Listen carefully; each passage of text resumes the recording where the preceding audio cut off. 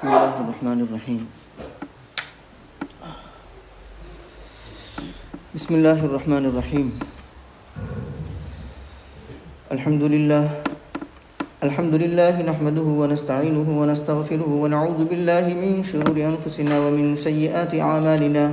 من يهده الله فلا مضل له ومن يضلله فلا هادي له. ونشهد أن لا إله إلا الله وحده لا شريك له. ونشهد أن سيدنا ومولانا محمدا عبده ورسوله صلى الله عليه وعلى آله وأصحابه وبارك وسلم تسليما كثيرا. أما بعد فأعوذ بالله من الشيطان الرجيم. بسم الله الرحمن الرحيم. ولوطا إذ قال لقومه أتأتون الفاحشة ما سبقكم بها من أحد من العالمين إنكم لتأتون الرجال شهوة من دون النساء بل أنتم قوم مسرفون. وما كان جواب قومه إلا أن قالوا أخرجوهم من قريتكم إنهم أناس يتطهرون. فأنجيناه وأهله إلا امرأته كانت من الغابرين. وأمطرنا عليهم مطرا فانظر كيف كان عاقبة المجرمين. آمنت بالله صدق الله مولانا العظيم وصدق رسوله النبي الكريم ونحن على ذلك لمن الشاهدين والشاكرين والحمد لله رب العالمين. قابل احترام بزرگوں اور عزیز دوستوں اور ریسیور سے سننے والی میری محترم ماں بہنوں، سورہ اعراف کی آیت نمبر 80 سے لے کر کے 84 تک پڑھی گئی ہے، 80 to 84. پہلے آیت کا ترجمہ دیکھتے ہیں. اور یاد کرو لوط علیہ السلام کو، یہ ہم نے بھیجا لوط علیہ السلام کو،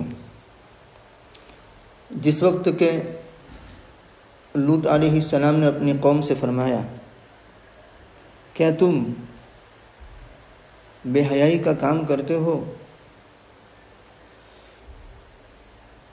کہ جو بے حیائی کا کام کسی نے نہیں کیا جہاں میں سے، نہ دنیا والوں میں سے کسی نے یہ کام نہیں کیا ہے پہلے. انبیاء کے واقعات کا سلسلہ چلا آ رہا تھا. پہلے حضرت نوح علیہ السلام کا واقعہ بیان کیا گیا، اس کے بعد حضرت ہود علیہ السلام کا واقعہ بیان کیا گیا، اس کے بعد حضرت صالح علیہ السلام کا واقعہ بیان کیا گیا، اور اب لوط علیہ السلام کا واقعہ ہے. حضرت ابراہیم علیہ السلام اور لوط علیہ السلام.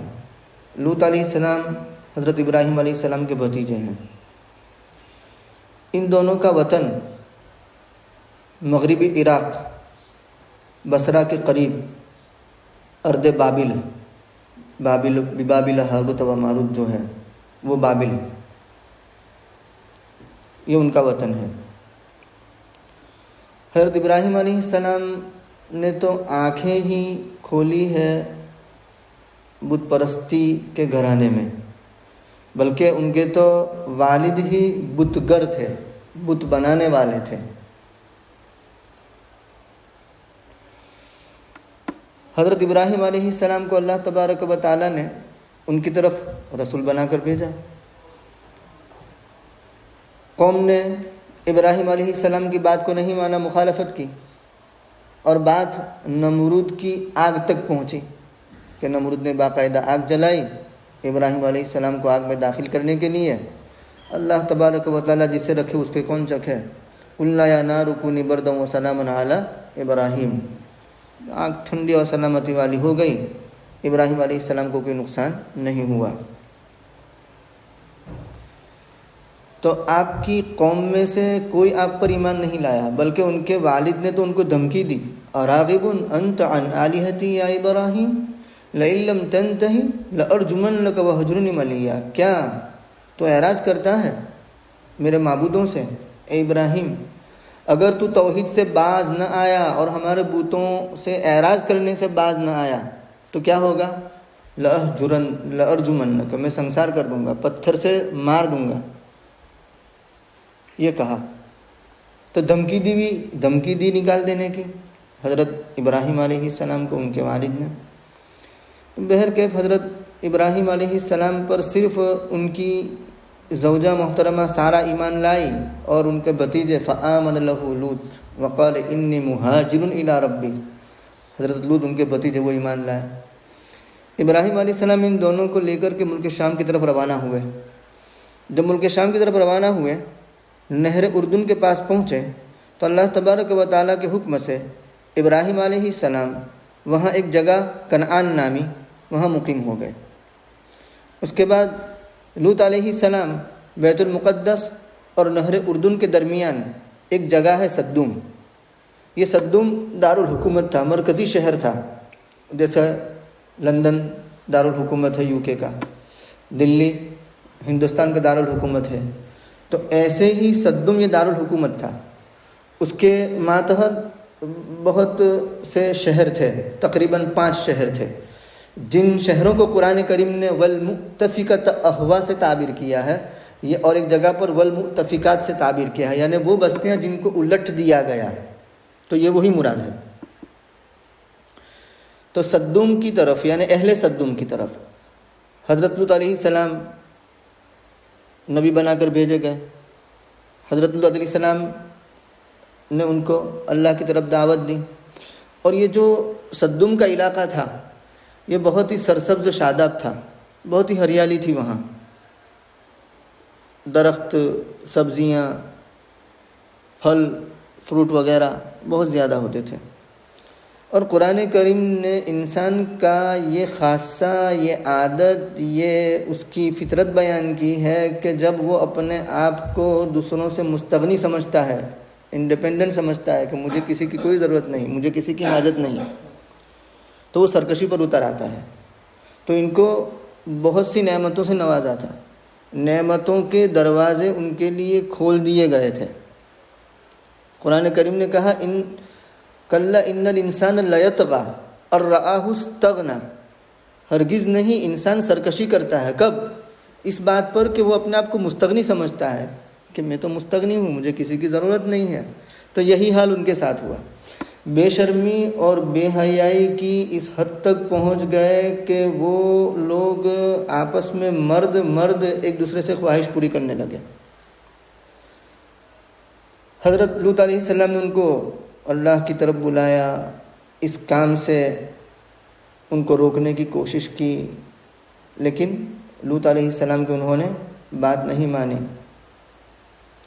اور یہ اتنا برا کام کہ زنا کے لیے فاحشۃً نکرہ بیان کیا گیا ہے، وَلَا تَقْرَبُوا الزِّنَا إِنَّهُ كَانَ فَاحِشًا۔ اور جب اس عمل کی بات آئی تو قرآن کریم یوں کہتا ہے أَتَأْتُونَ الْفَاحِشَةَ، یعنی دنیا کا سب سے برا کام، ایسا برا کام کہ مَا سَبَقَكُم بِهَا مِنْ أَحَدٍ مِّنَ الْعَالَمِينَ، تم سے پہلے جہاں والوں میں سے کسی نے کیا ہی نہیں ہے۔ عمرو ابن دینار یوں فرماتے ہیں کہ یہ ایسی حرکت تھی کہ ان سے پہلے برے سے برے انسان کا ذہن بھی اس حرکت کی طرف نہیں گیا، یعنی پہلے یہ وجود میں آئی نہیں تھی، ان سے ہی وجود میں آئی۔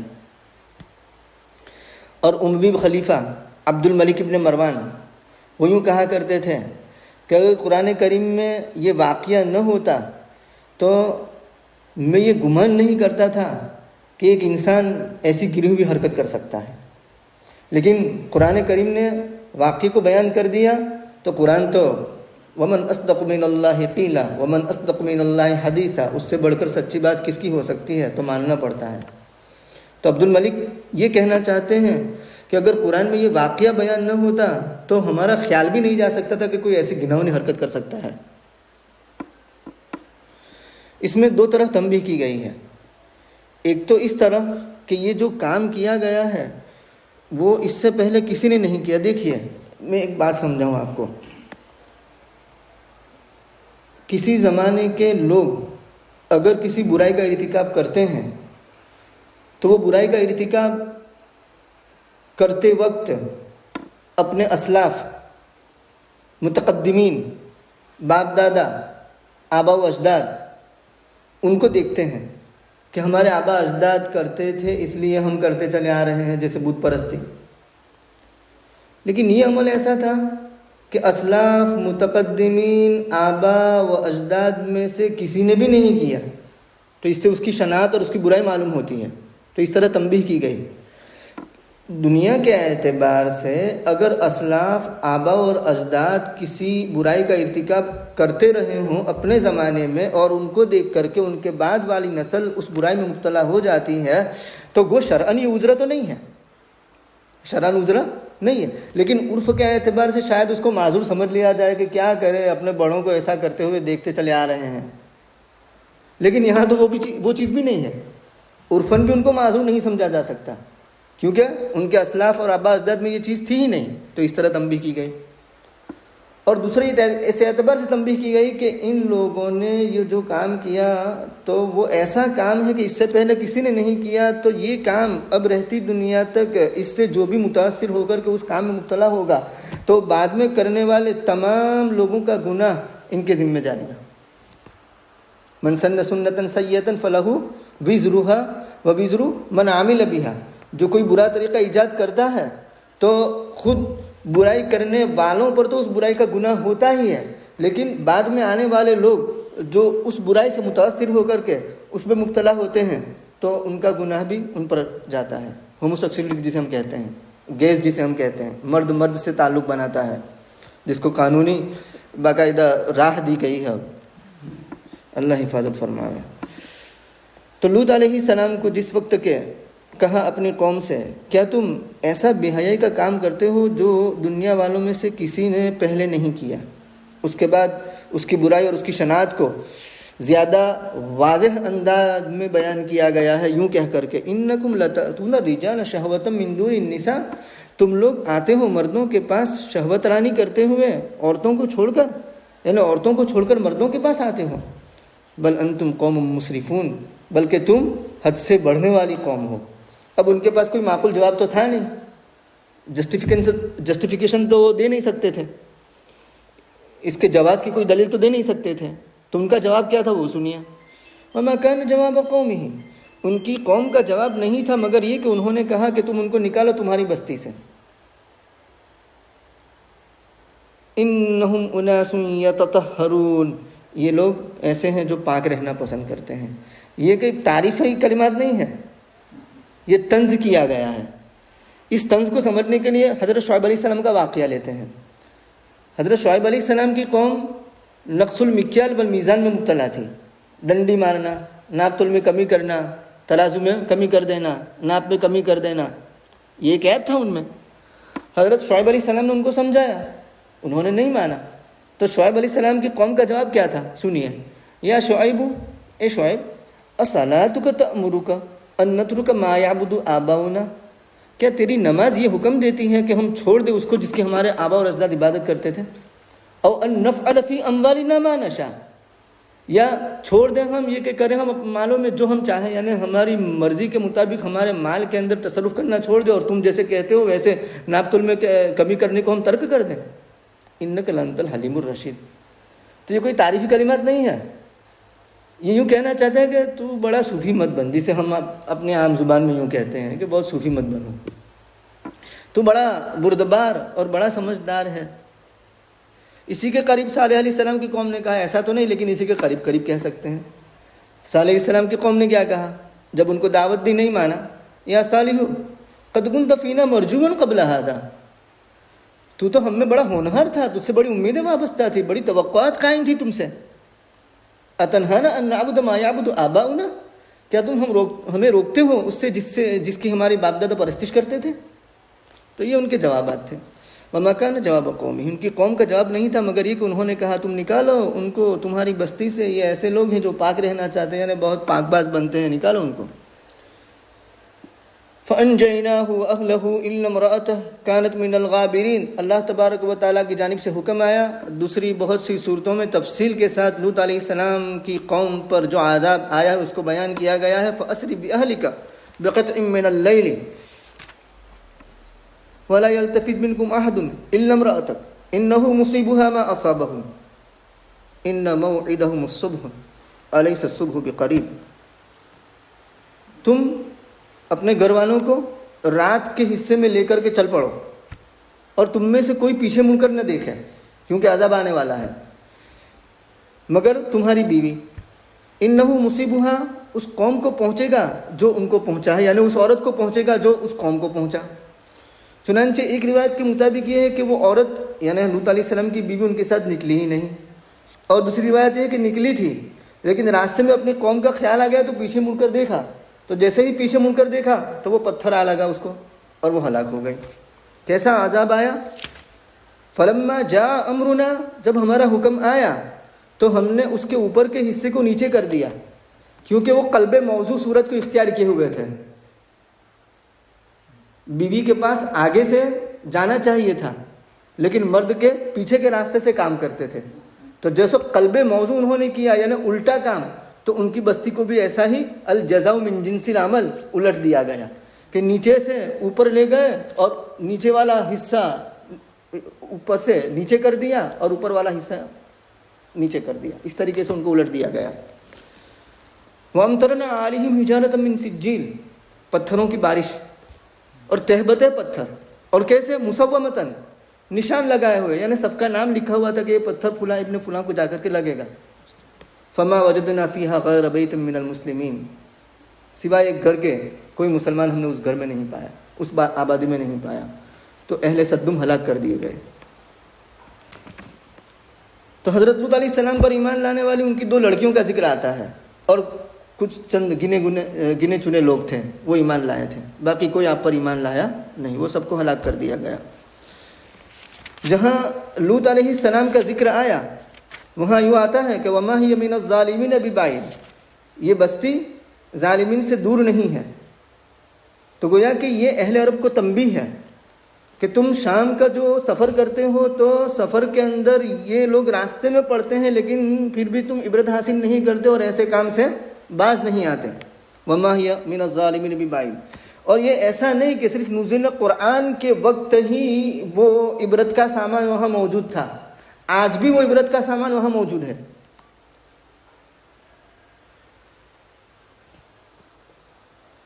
نہر اردن اور بیت المقدس کے درمیان یہ آبادی، سطح سمندر سے جو پانی ہے وہاں وہ پانی بہت گہرا ہے، اور وہ خاص جگہ کا پانی بڑا عجیب قسم کا پانی ہے، اس میں کوئی جانور زندہ نہیں رہتا، میڈک مچھلی یا کوئی بھی جانور وہاں زندہ نہیں رہتا۔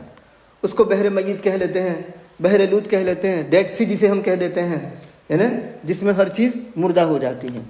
تو آج بھی وہ عبرت کے لیے موجود ہے گویا کہ وَمَا هِيَ مِنَ الظَّالِمِينَ بِبَعِيدٍ نَعُوذُ بِاللَّهِ مِنْ غَضَبِهِ وَعِقَابِهِ، ہم اللہ تبارک و تعالیٰ سے پناہ مانگتے ہیں اس کے عذاب سے، اس کے غضب سے اور اس کے عقاب سے۔ تو اللہ تعالیٰ فرماتے ہیں کہ لوط علیہ السلام تو اپنے اہل کو لے کر کے، جو مومنین تھے ان کو لے کر چل پڑے، کیا ہوا؟ فَأَنْجَيْنَاهُ وَأَهْلَهُ، ہم نے آپ کو اور آپ کے اہل کو نجات دے دی۔ اہل میں 2 بیٹیاں ہو سکتی ہیں، اہل میں وہ لوگ بھی ہو سکتے ہیں جو آپ پر ایمان لائے، وہ بھی ایک اہل ہو گیا۔ إِلَّا امْرَأَتَهُ، مگر ان کی بیوی، كَانَتْ مِنَ الْغَابِرِينَ، وہ پیچھے رہنے والوں میں سے ہو گئی، یعنی جن پر عذاب آیا ان لوگوں میں وہ ہو گئی۔ اللہ تعالیٰ فرماتے ہیں وَأَمْطَرْنَا عَلَيْهِمْ مَطَرًا، ہم نے ان پر میہ کے پتھر برسائے، یعنی بارش پتھروں کی ہوئی۔ فَأَرْسَلْنَا عَلَيْهِمْ حَاصِبًا إِلَّا آلَ لُوط، سورہ قمر میں آیا کہ ہم نے ان پر پتھروں کی بارش برسائی مگر آل لوط۔ فَانظُرْ كَيْفَ كَانَ عَاقِبَةُ الْمُجْرِمِينَ، دیکھیے کیسا ہوا ان لوگوں کا انجام جو مجرم تھے، کرمینل کا انجام کیسا ہوا، گنہگاروں کا انجام کیسا ہوا۔ اللہ ہم سب کو اس قسم کی بدفعلی سے اور دوسرے بھی برائیوں سے ہم سب کی پوری حفاظت فرماوے، پوری امت کی پوری حفاظت فرماوے۔ سبحان اللہ و بحمدہ، سبحانک اللہم و بحمدک، نشہد ان لا الہ الا انت، نستغفرک و نتوب الیک۔ سبحان اللہ، السلام علیکم۔